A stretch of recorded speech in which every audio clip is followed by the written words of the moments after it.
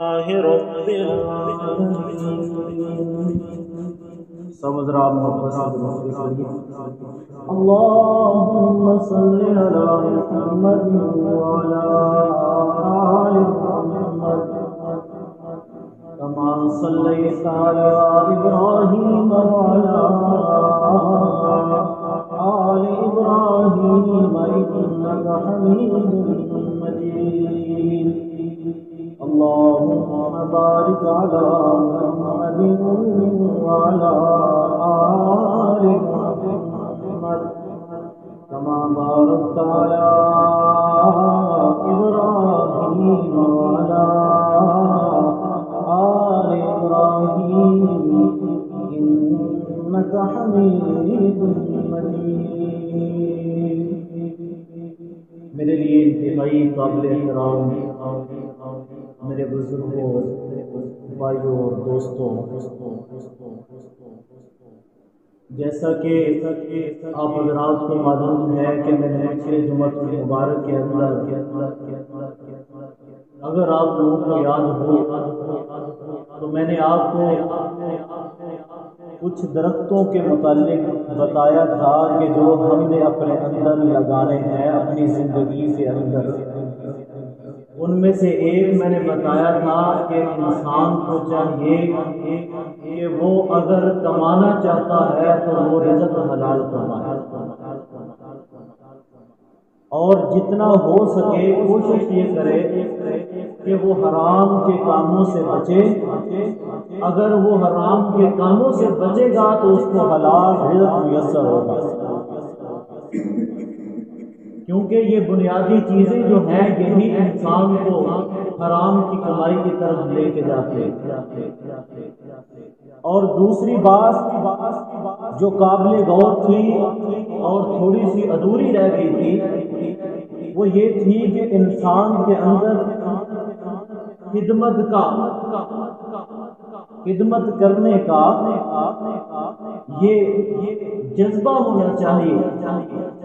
یہ نہیں کہ اب وہ یہ سوچے کہ میری جب عمر ہوگی یا میرے پاس پیسہ آئے گا تو میں دوسرے کی خدمت کروں گا، یا انتظار کرے کہ اپنے بھائی کو کہ جب وہ اس دنیا سے رخصت ہو جائے تو پھر اس کی قبر پہ جا کے جناب کوئی دال بکھیر رہا ہے، کوئی پھول بکھیر رہا ہے.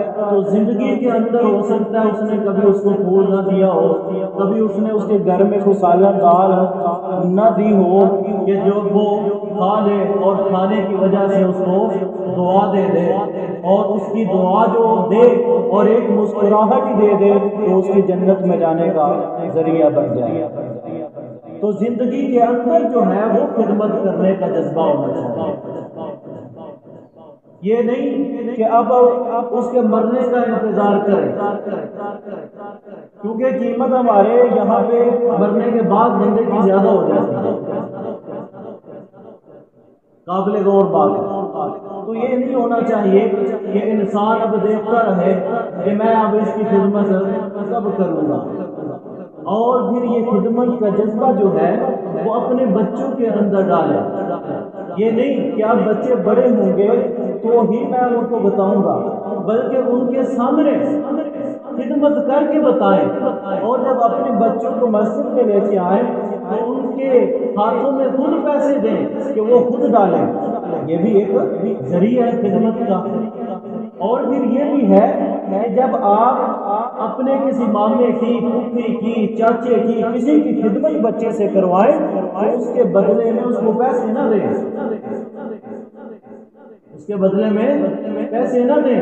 کیونکہ جب وہ بڑا ہوگا تو پھر بھی جب وہ خدمت کرے گا تو وہ لالچی بن جائے گا. تو خدمت کے عوض میں اس کو یہ بتائیں کہ بیٹا اس کا ثواب بنتا ہے. اگر آپ بڑے کی خدمت کریں گے، اس کو پانی پلائیں گے، اس کو کوئی بزرگ ہے اس کو راستہ آپ دکھا دیں یا نالی پار کروا دیں تو یہ اس کا آپ کو کیا بیٹا ملے گا؟ اجر ملے گا. تو یہ خدمت جو ہے یہ ہمارے اندر آنی چاہیے. تو آج میں آپ کے گوشت گزار بات کر لوں کہ حضرت عمر رضی اللہ تعالی عنہ کی شہادت کا جو دن ہے وہ یکم محرم الحرام، یاد رکھیے کون سا ہے جی؟ یکم محرم الحرام کو حضرت عمر رضی اللہ تعالی عنہ کی شہادت کا دن، اور آج کیا تاریخ ہے محرم کی؟ 2۔ کل کا جو دن گزرا ہے، کل کے دن حضرت عمر رضی اللہ تعالی عنہ کی شہادت ہوئی۔ تو یہ جو واقعات آتے ہیں، یہ جو دن گزرتے ہیں، یہ جو تاریخ بدلتی ہے آتی ہے، اور ساتھ ساتھ میں انسان جو ہستیاں گزر چکی ہیں ان کا تذکرہ کرنا ہمارے لیے باعث نمونہ ہے، تاکہ ان کے واقعات، ان کے فضائل، ان کا نبی پاک صلی اللہ علیہ وسلم کے ساتھ واسطہ، ان کے ساتھ نبی پاک کے ساتھ جو عشق ہے وہ ہمارے سامنے آ کر اور ہمیں پتہ چل جائے، اور ہم اس کو دیکھ کر، اس کو سن کر ہمارے لیے کیا بن جائے، ہماری زندگی بھی اسی طرح نمونہ بنے۔ تو ذو الحجہ کے آخری مہینے میں حضرت عثمان رضی اللہ تعالیٰ عنہ کی شہادت ہوئی، جس کا میں نے تذکرہ آپ کے سامنے کر دیا ہے۔ اور پھر آخری دنوں میں، ذی الحجہ کے آخری دنوں میں نماز کے دوران ایک موجوسی آدمی اس نے حملہ کیا حضرت عمر رضی اللہ تعالیٰ عنہ پر، تو لیکن دن گزرتے گئے، 1 یا 2 دن گزرے، لیکن آخر بیماری کی تاب نہ لا سکے، تو یکم محرم کو حضرت عمر رضی اللہ تعالیٰ عنہ شہید ہو گئے۔ تو آج محرم شروع ہو چکا ہے، تو سب سے پہلے میں محرم کے حوالے سے بات کرتا ہوں، پھر آگے بات بتاتے ہیں۔ یہ جو محرم کی فضیلت ہے، یہ محرم الحرام جو ہے، یہ آیا واقعہ کربلا کی وجہ سے مشہور ہے، یا آیا اس کے اندر اور بھی واقعات ہوئے، یا واقعہ کربلا سے پہلے بھی اس کی فضیلت اور مقام اور مرتبہ ہے، یا آپ نے کبھی سنا ہو علماء سے، یا کبھی آپ نے پڑھا ہو کہ اس کی فضیلت اور بھی ہے کہ نہیں ہے؟ تو آپ سن لیں کہ محرم الحرام کا مقام اور فضیلت جو ہے یہ پہلے سے ہے۔ اگر میں آپ کو بتاؤں تو حضرت آدم علیہ السلام کا جس دن مجسمہ بنایا گیا، تو اس وقت بھی مہینہ محرم الحرام تھا۔ توجہ میری طرف کریں، اب بات آ گئی ہے۔ جب مجسمہ بنایا گیا تو مہینہ کون سا تھا؟ بولیے کون سا تھا؟ محرم۔ اور جس وقت زمین پہ آئے تو بھی مہینہ محرم تھا۔ حضرت نوح علیہ السلام کی کشتی کنارے لگی تو بھی محرم کا مہینہ تھا۔ جب موسیٰ علیہ السلام کو نبوت ملی اور فرعون سے نجات ملی تو بھی مہینہ محرم الحرام تھا۔ حضرت یوسف علیہ السلام کو مصر کا بادشاہ بنایا گیا تو اس وقت بھی مہینہ محرم الحرام تھا۔ اور اگر قیامت آئے گی تو قیامت کا مہینہ جو ہوگا وہ بھی محرم الحرام کا ہوگا۔ تو اس لحاظ سے مہینہ جو محرم الحرام کا ہے یہ بڑی فضیلت اور اس کا مقام اور مرتبہ ہے۔ اور واقعہ کربلا ایک سائڈ پہ اگر رکھا جائے اور اس کی فضیلت دوسری رکھی جائے تو یہ بھی فضیلتیں ہیں اور وہ بھی فضیلت ہے، اور ان دونوں کو دیکھا جائے تو پورے کا پورا محرم الحرام بڑی فضیلت اور اعلیٰ مقام بن جاتا ہے۔ اور اس مہینے کو کون سا مہینہ کہا جاتا ہے؟ غم کا مہینہ۔ کیوں جی؟ کون سا مہینہ کہا جاتا ہے؟ غم کا مہینہ کہا جاتا ہے۔ آپ نے ذرا آج توجہ کرنی ہے ایک پوائنٹ کی طرف، میں آپ کو بتانا چاہتا ہوں، کیا حضرت حسین رضی اللہ تعالی عنہ کی شان کو کوئی کم کر سکتا ہے؟ ان کے مقام کو کوئی پہنچ سکتا ہے؟ جو نواسہ رسول ہو، جس نے نبی پاک کے کاندھے پہ بیٹھ کے نمازیں پڑھی ہو، کیا کوئی اور کسی کو مقام مل سکتا ہے؟ نہیں مل سکتا۔ مجھے بتائیے، واقعہ کربلا اگر وابستہ ہے، اگر یہ داستان وابستہ ہے تو کس کے ساتھ ہے؟ حضرت حسین کے ساتھ۔ تو مجھے بتائیے، ان کی عظمت آج بھی زندہ ہے، ان کا مقام آج بھی زندہ ہے، اور ہم اہل سنت والجماعت ہمارا یہ عقیدہ ہے کہ حضرت حسین کے مقام کو کوئی بندہ جو مرضی کر لے وہ کم نہیں کر سکتا۔ اس کی ایڑیاں، اس کی نظریں، اس کی کوشش کم ہو سکتی ہیں، لیکن حسین کے مقام کو کم نہیں کر سکتا۔ تو مجھے بتائیے، ہم آج بھی ان کے مقام سے مطمئن ہے کہ نہیں؟ مطمئن ہے جی؟ ذرا آپ اپنے الفاظ سے کہیے، مطمئن ہے ان کے مقام سے؟ ٹھیک ہے، تو پھر غم کس بات؟ تو پھر غم کیوں ہے؟ ہم تو ان کی زندگی سے، جو انہوں نے اپنے نانا کی محبت میں داستان رچائی ہے، ہم ان سے مطمئن ہیں، لیکن غم ہے، غم تو ہے۔ کیوں جی؟ کہ جب ظلم ہوتا ہے، جب ظلم ہوتا ہے تو پھر غم تو لگتا ہے۔ اس کا انشاءاللہ یہ ساری جو کڑی ہے، اصل جو ہے، یہ انشاءاللہ بعد میں ہم بیان کریں گے، لیکن آج حضرت عمر کی شان۔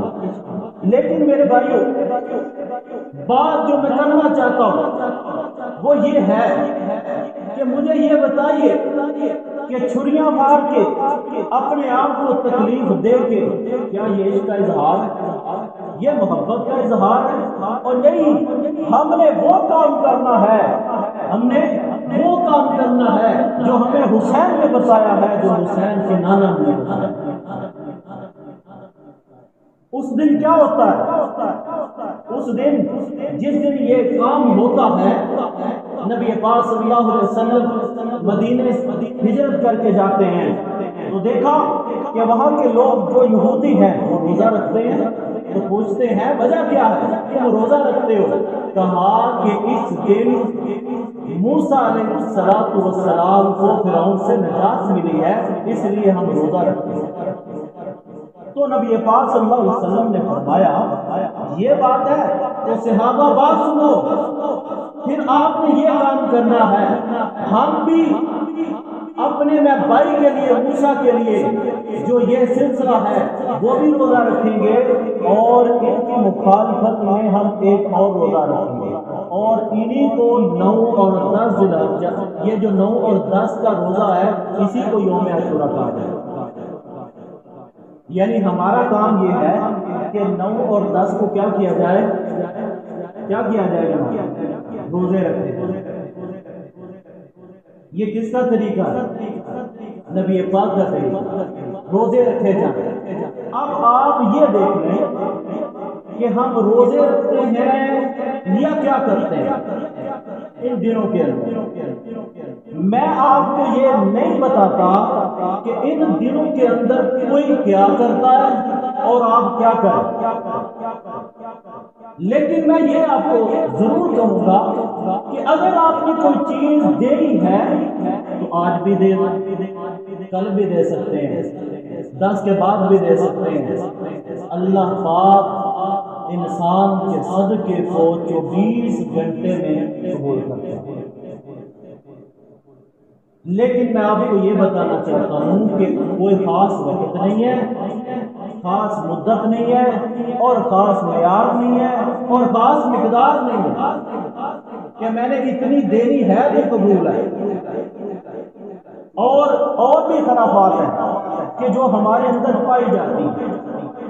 اگر میں آپ کو ایک بات واضح ساتھ ساتھ بھی کرتا جاؤں وہ یہ ہے کہ عید کے بعد، سنیے گا، چھوٹی عید کے بعد سب سے زیادہ شادیاں ہوتی ہیں، اور بڑی عید کے بعد بھی ہوتی ہیں، لیکن شوال کے مہینے کے اندر 70 صحابہ شہید ہوتے ہیں۔ کتنے 70 صحابہ شہید ہوتے ہیں، ان میں سے ایک امیر حمزہ ہے، ان کے 12 ٹکڑے کیے جاتے ہیں، لیکن شادیاں شوال میں ہوتی ہیں، عید کے بعد بھی ہوتی ہیں۔ اس لیے تھوڑا سا آپ کو جاننے کی ضرورت ہے۔ آپ کو میں نے اشارہ بتا دیا ہے، لہذا آپ جو کام جس وقت بھی کریں گے آپ کا اللہ پاک قبول کرے گا۔ بات بتانے کا مقصد آپ کو یہ، تو لہذا آج کے دن جو بات ہے وہ ہے حضرت عمر رضی اللہ تعالیٰ عنہ کی شہادت کا۔ فرمایا کہ جس طرح حضرت حسین کو بتایا کہ یہ شہید ہوگا، اسی طرح حضرت عمر کے بارے میں بھی نبی پاک صلی اللہ علیہ وسلم نے بتایا کہ یہ شہید ہوگا۔ یہ پہاڑ ہے، پہاڑ کے اوپر جناب یہ ایک نبی ہے، ایک صدیق ہے، 2 شہید ہیں، حضرت عثمان ہے اور حضرت عمر رضی اللہ تعالیٰ عنہ ہے۔ پہاڑ کے اوپر یہ جناب ایک میٹنگ کر رہے ہیں، میٹنگ کے دوران پہاڑ تھوڑا سا لرزتا ہے تو نبی پاک صلی اللہ علیہ وسلم سب کہیے صلی اللہ علیہ وسلم یوں اپنا دور مارتے ہیں اور پہاڑ کو متوجہ کر کے کہتے ہیں تجھے پتہ نہیں ہے کہ تجھ پہ ایک رسول کھڑا ہے، ایک صدیق کھڑا ہے اور 2 شہید کھڑے ہیں، لہذا یہ کہنے کی دیر ہے، پہاڑ ادھر ہی جناب رک جاتا ہے۔ یہ بشارت کس کو ملتی ہے؟ حضرت عمر کو ملتی ہے۔ ایک تو دوسری طرف سے بشارت ہے اور دوسری طرف سے شہادت کا مقام ہے۔ فرمایا کہ 2 قطرے ایسے ہیں کہ جس کی وجہ سے جہنم کی آگ بجھا دی جاتی ہے، ان میں سے ایک قطرہ وہ ہے کہ جو شہادت کی وجہ سے بہتا ہے اور دوسرا قطرہ وہ ہے کہ جو گناہگار کی آنکھوں سے وہ قطرہ بہتا ہے۔ حضرت ابوبکر صدیق خود اسلام لے کے آئے، حضرت علی خود اسلام لے کے آئے، حضرت عثمان خود اسلام لے کے آئے۔ کسی نے کیا خوب بات کہی ہے کہ سارے صحابہ جو ہیں وہ مرید رسول ہیں، لیکن حضرت عمر مراد رسول، مراد تھی، تمنا تھی، خواہش تھی کہ ربا میں تجھ سے دعا مانگتا ہوں۔ دعا یہ مانگی، کہا اللہم اعز الاسلام، اے ربا اسلام کو عزت دے دے، یا کس سے؟ یا عمر بن خطاب سے یا عمر بن حشام سے۔ لیکن اللہ پاک نے حضرت عمر کی جناب داستان کو قبول کر لیا۔ بڑا عجیب واقعہ ہے ان کے اسلام قبول کرنے کا، سنیے گا ایمان تازہ ہوگا کہ جناب عمر بن حشام جو ہے جس کو ابو جہل کہتے ہیں، چوک کے اندر نعرہ لگاتا ہے، کہتا ہے کون ہے آج نعوذ باللہ جو نبی کا سر لے کے آئے گا، یہ اعلان کرتا ہے۔ سارے لوگ جناب خاموش ہوتے ہیں اور 100 اونٹ انعام رکھا۔ کتنا؟ 100 اونٹ انعام رکھتے ہیں۔ کہا کہ کون ہے؟ اٹھتے ہیں تو حضرت عمر، کہا کہ میں۔ آپ نے سنا تو ہوگا یہ واقعہ، بڑا مشہور واقعہ ہے، لیکن ایک کڑی میں آپ کو بتانے لگا۔ کہا کہ میں یہ کام کرنے کے لیے تیار ہوں۔ راستے میں جاتے ہیں، جناب تلوار ہاتھ میں، بندہ ملتا ہے، کہا کہ کدھر کا ارادہ ہے؟ کہا کہ آج میں اسلام کو نیست و نابود کرنے کے لیے جا رہا ہوں۔ تو اس بندے نے کہا تمہارا تو ارادہ یہ ہے، لیکن پہلے اپنے گھر کی خبر کرو۔ فرمایا کیا بات ہے؟ کہا کہ وہاں پہ آپ کے بہنوئی اور بہن اسلام قبول کر چکے ہیں۔ غصے کی حالت میں جاتے ہیں، گھر کے اندر جاتے ہیں، یہ آواز آتی ہے قرآن پڑھنے کی۔ کون سی آواز؟ قرآن کی آواز آتی ہے۔ جناب قرآن کی آواز ان کے گھروں میں صرف دن کے وقت نہیں تھی آتی، ایک وقت ایسا تھا کہ جناب کوئی مدینے کے اندر وقت ایسا نہیں تھا کہ جب قرآن کی آواز آج آپ دیکھیے گا ہمارے گھروں کے اندر قرآن ایسی کتاب ہے کہ جس کو میرے خیال کے اندر سال کے بعد بھی نہیں ہو رہا۔ ایک استاد نے اپنے شاگردوں کو اپنی کلاس میں بتایا کہ جاؤ بیٹا اپنے گھروں کے اندر ایسی کتاب لے کے آنا کہ جس کو کوئی کھولتا نہیں ہے۔ یہ واقعہ ذرا سنیے گا، توجہ کیجیے گا۔ استاد نے کہا اپنے شاگردوں کو کہ اپنے گھروں سے ایسی کتاب لے کے آنا کہ جس کو کوئی کھولتا نہیں ہے۔ جناب دن ہوتا ہے، کلاس لگتی ہے، ان بچوں کے ہاتھوں کے اندر قرآن ہوتا ہے، اور استاد کہتا ہے کہ مجھے اندازہ تھا کہ یہی آپ کتاب لے کے آؤ کہ جس کو ایک مسلمان کھولتا نہیں۔ ساری کی ساری زندگی گزر جاتی ہے لیکن قرآن بندہ سیدھا نہیں کرتا۔ آج بھی ایسے ہم میں سے مسلمان بھائی ہیں، ایسے بزرگ ہیں جن کو قرآن پڑھنے نہیں آتا۔ میرے بھائی قرآن کو سیکھیے۔ آپ جب تک قرآن کے صحیح الفاظ اور تلفظ نہیں پڑھیں گے تو اس کا ثواب آپ کو اس وقت ملے گا جب آپ اس کو صحیح طریقے سے ادا کریں گے۔ جو بندہ قرآن کو سیکھنے کی کوشش کرتا ہے وہ جو میری طرف کیجیے گا، جو بندہ قرآن اگر اس کا ٹھیک نہیں ہے، عمر بھی ہو گئی ہے لیکن قرآن سیکھنے کی کوشش کرتا ہے تو اللہ کے نبی پاک صلی اللہ علیہ وسلم نے فرمایا کل قیامت والے دن اس کا جو حساب ہوگا وہ حفاظ کرام سے ہوگا۔ آپ تہیا کرتے ہیں قرآن سیکھنے کا؟ کیوں جی؟ ہاتھ اٹھا کے تہیا کریں، ہاتھ اٹھائیں کہ جس کا قرآن صحیح نہیں ہے وہ قرآن کو سیکھیں گے۔ ہاتھ اٹھائیں میرے بھائیوں، یہ کوئی میں نے کوئی دوسری بات نہیں کی، یہ اٹھوائیں ہاتھ، بزرگوں کے ہاتھ اٹھائیں، سب ہاتھ اٹھائیں جی۔ قرآن کو صحیح کرنے کی کوشش کریں گے جی انشاءاللہ۔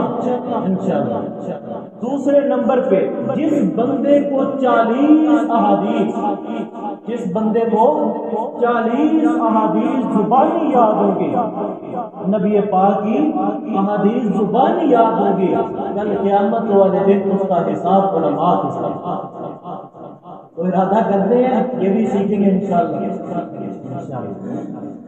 اور پھر وہ کون سی صدا آتی ہے؟ قرآن کی صدا آتی ہے۔ فرمایا طٰہٰ مَا أَنزَلْنَا عَلَيْكَ الْقُرْآنَ۔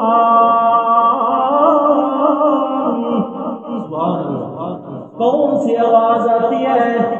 حضرت عمر کی بہن کے گھر سے کون سی آواز، کون سا قرآن ہے؟ یہ جناب آواز آتی ہے طٰہٰ مَا أَنزَلْنَا عَلَيْكَ الْقُرْآنَ۔ یہ آواز آتی ہے۔ جناب حضرت عمر گھر کے اندر غصے کی حالت میں ہیں، بہن کو تھپڑ رسید کرتے ہیں، کہا کہ تو کون سی کتاب پڑھ رہی ہے؟ کہا کہ عمر یہ وہ کتاب ہے، یہ وہ کتاب ہے جو 23 سال میں میرے محمد رسول اللہ پہ نازل ہوئی ہے۔ اللہ فرمایا غصے کی حالت ہوتی ہے حضرت عمر رضی اللہ تعالیٰ عنہ کی، لیکن جو قاری ہے وہ پڑھتا جاتا ہے، پڑھتا جاتا ہے، ادھر سے حضرت عمر کا دل موم ہوتا جاتا ہے، کہتے ہیں میں بھی عربی ہوں، مجھے بتاؤ نا یہ تم کیا پڑھ رہی ہو؟ مجھے طٰہٰ کی سمجھ نہیں آئی۔ سنیے مجھے طٰہٰ کی سمجھ نہیں آئی، لیکن جو آگے آیا ہے اس کی مجھے سمجھ آئی ہے۔ أنزلنا عليك القرآن لتشقى، یہ تو مجھے سمجھ آ گئی ہے لیکن طٰہٰ کی سمجھ نہیں آئی۔ فرمایا اچھا اگر آپ ارادہ کرتے فرماتے ہیں کہ ہم آپ کو قرآن سمجھائیں تو پھر آپ کیا کریں؟ وضو کر کے آئے، غسل کر کے آئے۔ جناب وضو کر لیا، غسل کر لیا۔ اب بہن بولتی ہے، کہتی ہے میں آپ کو بتاتی ہوں یہ حروف مقطعات ہیں۔ دوسرے نمبر پہ فرمایا اللہ عالم بمرادی، اس کو اللہ اور رسول جانتا ہے، لیکن میں بتاتی ہوں یہ طٰہٰ، یہ جو طٰہٰ ہے یہ نبی پاک کی جبین کا نام ہے۔ یہ طٰہٰ جبین کا نام ہے۔ فرمایا اگر بات یہ ہے تو آج یہی جبین جو ہے، حضرت عمر کہتے ہیں آج یہی میری جو جبین ہے اس جبین سے ابھی جھکنے کے لیے جا رہی ہے۔ وہی جو جناب سر لینے کے لیے آئے اب سر دینے کے لیے آئے۔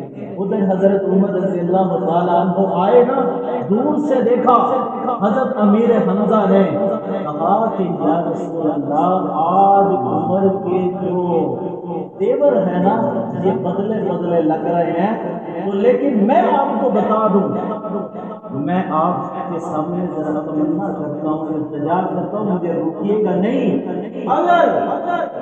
اگر آج حضرت عمر نے لتی برابر بھی آپ کے سامنے کوئی کام کیا اس طرح کا تو میں عمر کی گردن تن سے جدا کروں، لیکن حضرت نبی پاک صلی اللہ علیہ وسلم اپنے چچا کو ہاتھ اٹھانے پہ یوں مارتے ہیں، کہا کہ امیر حمزہ ذرا صبر کیجیے گا، آج عمر اس کام کے لیے نہیں آئے۔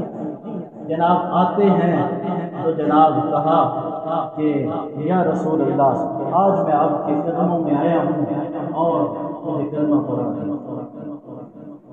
جناب کلمہ پڑھ لی، کلمہ پڑھنے کی دیر ہے، نماز کا وقت ہوتا ہے، تو کہا کہ کدھر نماز پڑھیں گے؟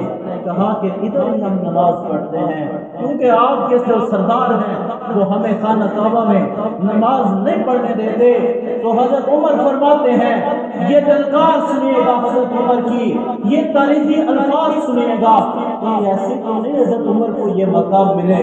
کہا کہ یہ جو تلوار ہے یہ ایسے ہی نہیں میں نے میان سے نکالی، کہا کہ آج کوئی ہے مائی کا لال کہ جو اپنے بچوں کو یتیم کروانا چاہتا ہے تو آ جائے، کون ہے کہ جو اپنی بیویوں کو بیوہ کروانا چاہتا ہے تو میرے سامنے آئے۔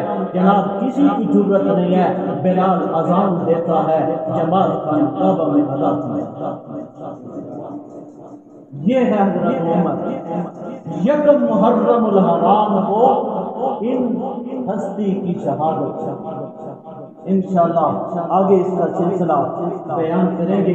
آپ لوگوں سے التجا ہے کہ آپ لوگ جس طرح آج پورے یہاں پہ